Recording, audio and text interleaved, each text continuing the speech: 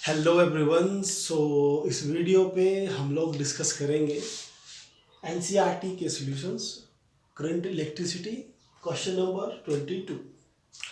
Question number 22 NCERT का जो है वो टोटली बेस्ड है पोटेंशियोमीटर के ऊपर। तो अगर किसी स्टूडेंट को पोटेंशियोमीटर की थ्योरी अगर ना पता हो तो एक बार जरूर आप लोग पोटेंशियोमीटर की थ्योरी रीड करें, या इसी चैनल की प्लेलिस्ट में जाकर यूनिट 2 करंट इलेक्ट्रिसिटी प्लेलिस्ट में हेडिंग मिलेगा, उसी पे क्लिक करना। देन आपको नीचे पोटेंशियोमीटर का लेक्चर मिलेगा, तो उसको जरूर आप लोग एक बार सुन लें ताकि आप लोग ये क्वेश्चंस अंडरस्टैंड कर सकें।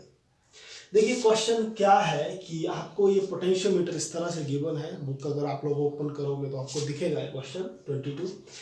एक ए बी वायर पर 2 वोल्ट की बैटरी दी गई, जिसको हम लोग इसको ड्राइवर सेल भी बोलते हैं, और उसकी इंटरनल रेजिस्टेंस है 0.4 ओम।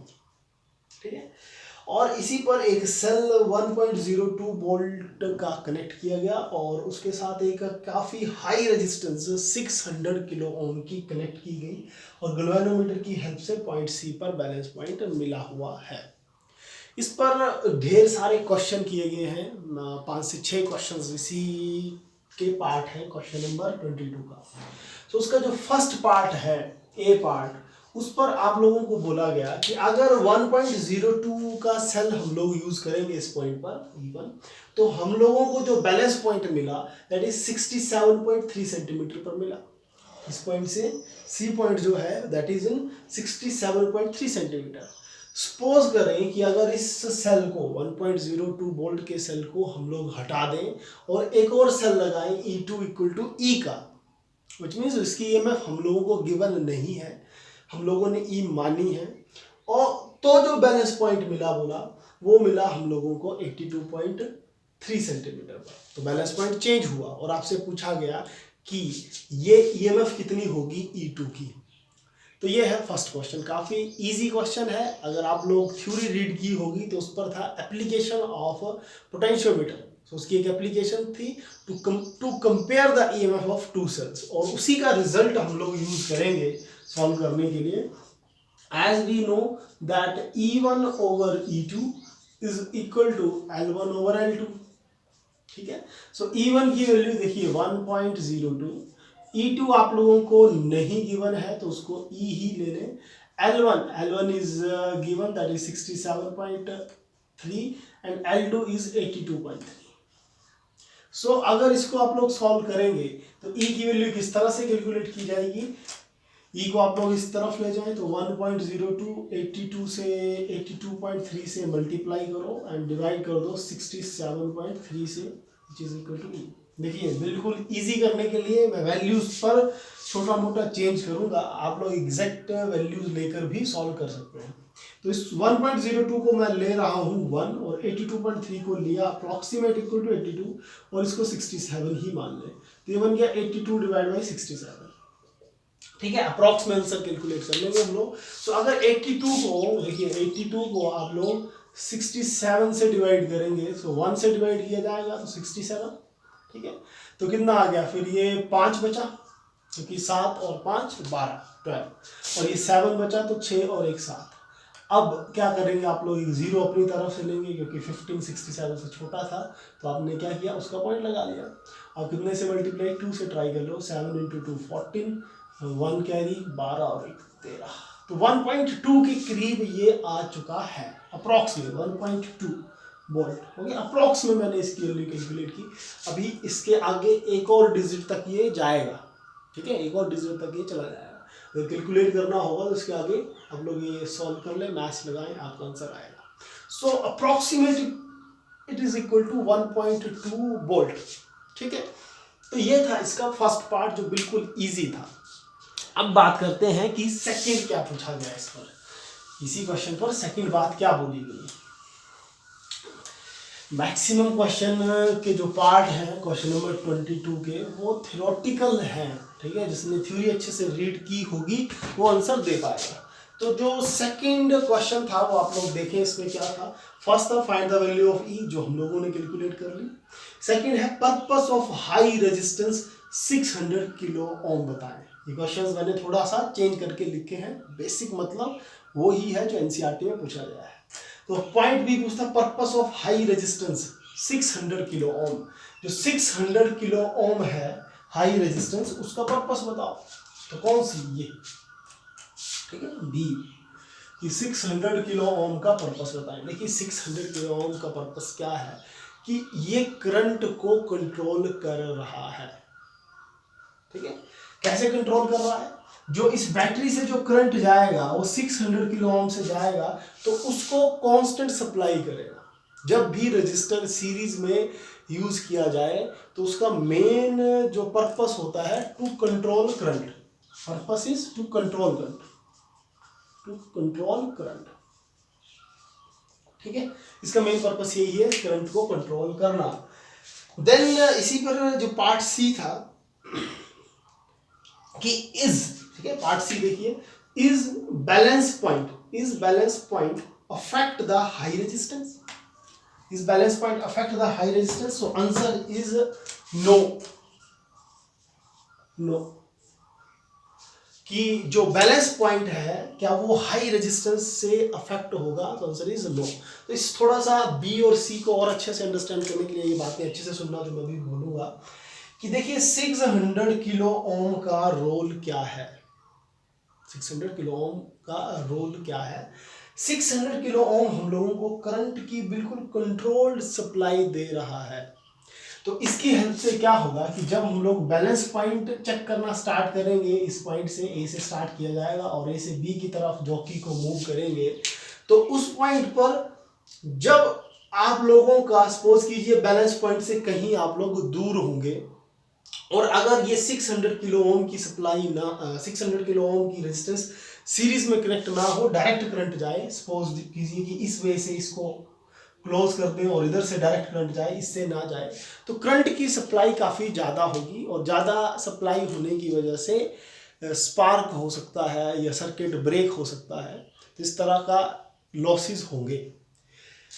पर अगर 600 किलो ओम को कनेक्ट कर देंगे तो करंट की सप्लाई क्या होगी? एक कांस्टेंट करंट की सप्लाई होगी जो कंट्रोल्ड वे में होगी। ठीक है, कंट्रोल्ड वे में की जाएगी। और 600 किलो ओम जब हम लोगों को बैलेंस पॉइंट मिल जाएगा तो उस पॉइंट पर चाहे मैं 600 किलो ओम से करंट को भेजूं या इस रास्ते से करंट को भेजूं, इसका कोई इफेक्ट नहीं पड़ेगा। 600 किलो ओम की रेजिस्टेंस का कोई इफेक्ट नहीं पड़ेगा। कब? जब हम लोगों को बैलेंस पॉइंट मिल चुका है, क्योंकि जब बैलेंस पॉइंट मिल जाएगा तो इस पास से कोई भी करंट पास नहीं करता है, जो आप लोग थ्योरी में रीड किया होगा। इस पास से कोई करंट पास नहीं करेगा। जब करंट ही पास नहीं करेगा तो चाहे आप 600 किलो ओम के थ्रू सर्किट को लेकर जाएं या इस ऊपर वाले पास से सर्किट करंट लेकर जाएं, हम लोगों को कोई भी इसका इफेक्ट नहीं पड़ेगा। तो आई होप बी और सी आप लोगों को क्लियर हुआ होगा। देन आते हैं क्वेश्चन नंबर डी के ऊपर। और डी क्वेश्चन क्या है? डी क्वेश्चन पूछता है is balance point affected by internal resistance of the driver cell. Is balance point affected by the internal resistance of the driver cell. तो ड्राइवर सेल कौन सा सेल है? ड्राइवर सेल है ये, ठीक है, दिस इज ड्राइवर सेल, ये 2 volt का जो है। तो इसकी इंटरनल रेजिस्टेंस है 0.04। तो फिर से आप लोगों को जो पोटेंशियोमीटर का बेसिक प्रिंसिपल अगर याद हो, V = IR और R की वैल्यू हम लोग पुट करते हैं R = रो L/A। और आप लोगों को याद होगा कि I ρ/A जो था वो हम लोगों का कांस्टेंट था और V is directly proportional to L था। ठीक है, this is the principle of the potentiometer कि voltage is directly proportional to length. तो जो वोल्टेज है ए और बी के अक्रॉस वो डिपेंड करती है लेंथ के ऊपर, इंटरनल रेजिस्टेंस के ऊपर नहीं डिपेंड करती है।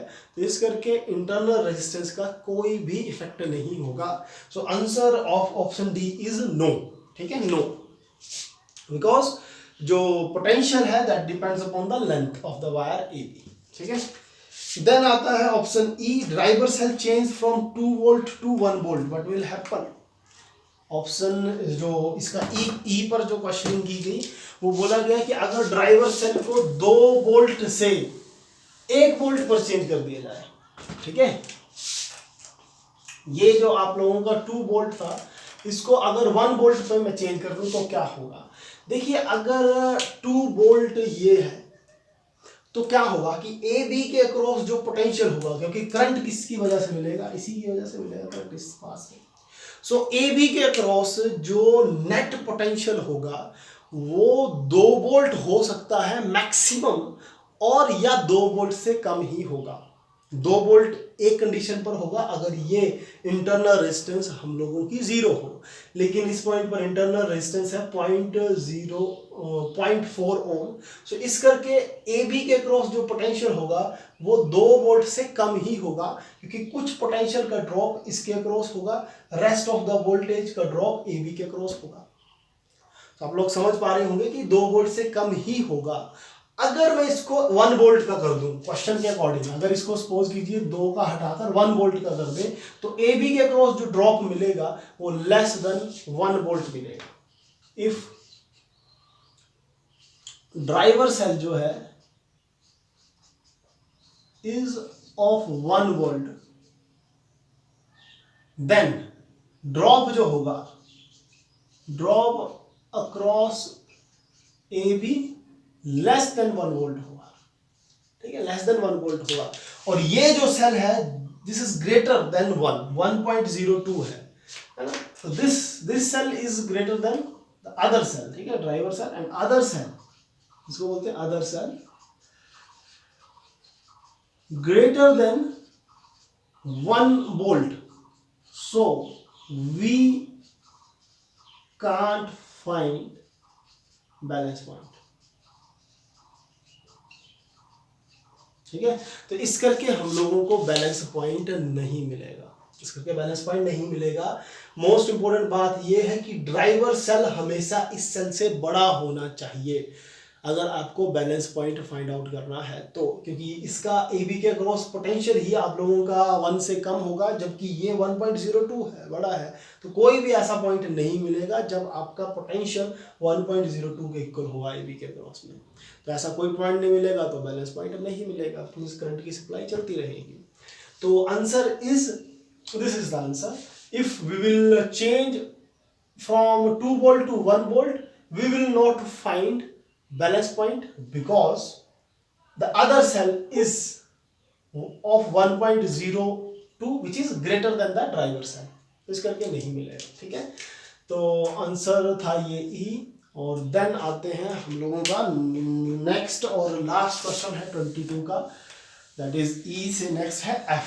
ठीक है, एक बार आप लोग एनसीईआरटी से क्वेश्चनिंग जरूर रीड कर लेना, तो आप लोगों को अंडरस्टैंड आएगा, अच्छे से समझ आ जाएगी बात। देन एफ क्या बोला गया कि circuit work for,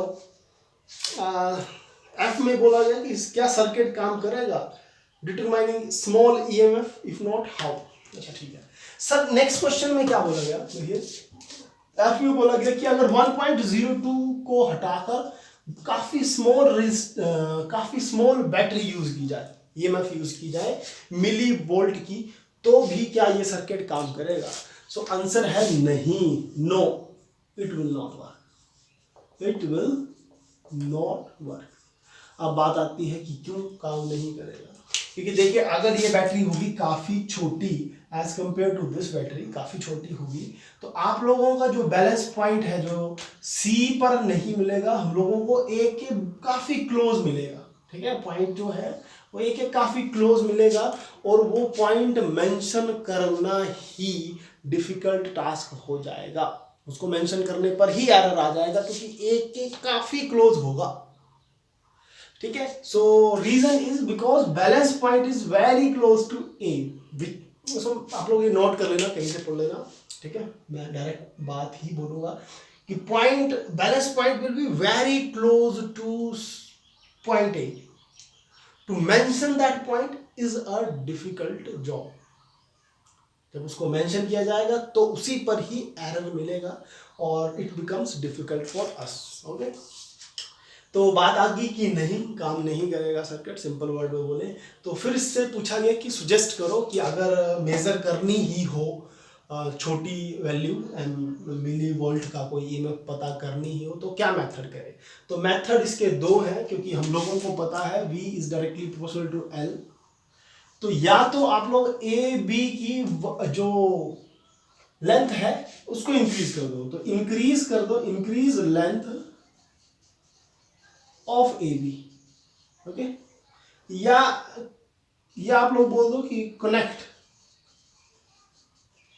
A series resistance,